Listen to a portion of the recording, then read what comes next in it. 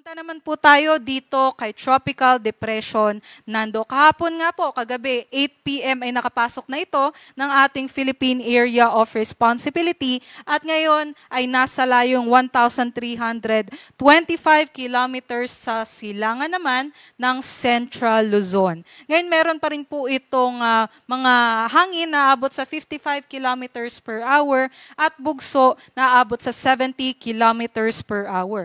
Sa ngayon, kumikilos po ito pa northwest at mahina po yung kanyang pagkilos. Kaya't habang nandito po siya sa may Philippine Sea, ay expect po natin na mas lalakas pa itong si Tropical Depression Nando.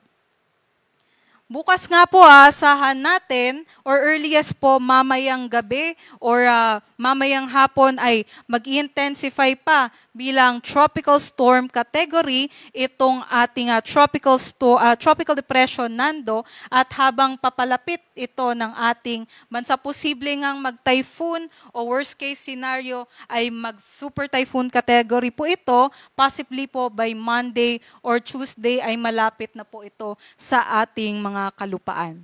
At hindi nga lamang ang mga winds ng tropical depression Nando ang kailangan nating pag-ingatan, kundi yung southwest monsoon din po natin ay sisimulan ng hilahin ng Nando by Sabado po yan. Kaya't maapekto ka na po by Sunday ito nasa western portions ng ating bansa. Kaya't asahan po natin yung mga malalakas na pag-ulan dahil naman po sa enhanced southwest monsoon. So by Monday, hanggang sa Tuesday, dito po sa may Ilocos region, pababa hanggang dito sa may Central Luzon area, kasama na po ang Metro Manila, dito rin po sa may Calabarzon, sa may Mimaropa, at sa may Western at kabuuan actually ng Visayas ay maaapekto ka na din ng southwest monsoon at nitong si Tropical Depression Nando. Kaya't mag-antabay po tayo sa mga updates galing dito sa Pag-asa.